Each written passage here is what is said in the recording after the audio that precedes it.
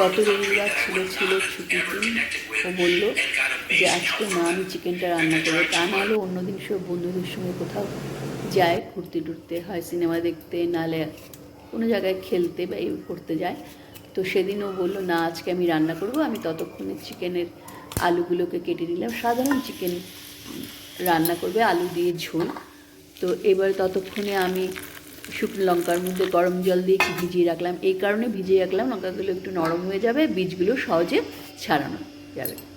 এবার সেই শুকনো লঙ্কাগুলোকে জল থেকে তুলে নিয়ে এর সঙ্গে আদা আর রসুন নিয়ে একটা ভালো পেস্ট বানিয়ে রাখলাম। তো মিহি পেস্ট বানাতে হবে। হ্যাঁ, এইবারে সেই মিহি পেস্টটা বানিয়ে রাখলাম, ততক্ষণে স্নান করে চলে এসছে। এবার সর্ষের তেলের মধ্যে আলুগুলোকে মিশিয়ে খানিকক্ষণ ভেজে নেব।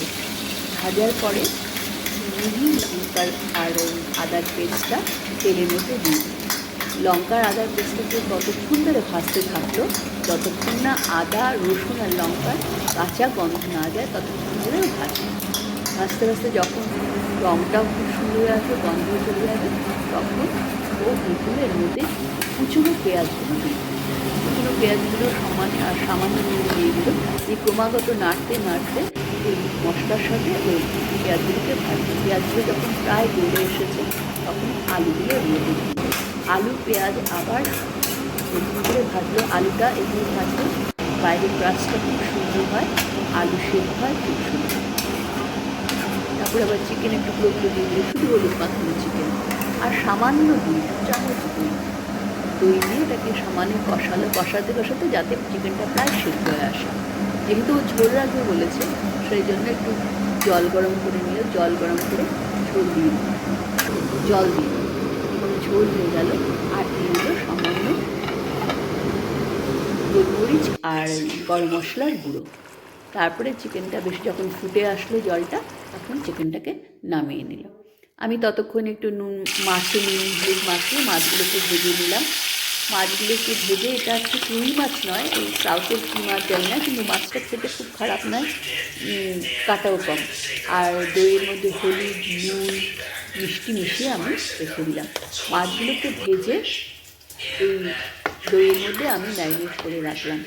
তারপর ততক্ষণে আলুগুলোও ভেজে নিলাম। সব একসঙ্গে রেখে এবার কড়াইয়ে সেই সর্ষের তেলেই আমি রান্না করলাম। আমরা সর্ষের তেলটা বেশি প্রেফার করি। তার মধ্যে পেঁয়াজ কুচি দিলাম, আর বিশেষ কিছু দিলাম না। হ্যাঁ দিয়েছি, নুন দিয়েছি আর জিরে গুঁড়ো দিয়েছি, হ্যাঁ একটু জিরে গুঁড়ো দিয়েছি আর লঙ্কার গুঁড়ো, হলুদ গুঁড়ো দিয়ে কষিয়ে নিয়ে জল দিয়ে দিলাম। আর ওই সেই দই মাখানো যে মাছটা সেটা এটার মধ্যে দিয়ে একদম কম আঁচে রেখে দিলাম। 10 মিনিট রাখার পরে মাছটা খুব নরম এবং খুব তাড়াতাড়ি হয়ে গেল, খেতেও খুব টেস্ট হয়েছে। এভাবে আপনারা রান্না করে দেখবেন, ভালো লাগবে। আর যদি ভালো লাগে তাহলে লাইক কমেন্ট শেয়ার করবেন প্লিজ। এবং আপনারা কোথা থেকে দেখছেন আমি জানতে পাই। যে বন্ধুরা আমাকে সাবস্ক্রাইব করেছে তারা প্লিজ কমেন্ট করবেন। আমি লং ভিডিও খুব কমই দিই, শর্ট ভিডিওই দিই। এই আমার ভিডিও। বাই ফ্রেন্ডস, যদি ভালো লাগে তাহলে কিছু কমেন্ট করুন, অন্তপক্ষে একটা লাইক তো দিচ্ছেন, একটু কোনো কমেন্ট। এভাবে সার্ভ করে দিলাম মাছ আর ভাত। By friends.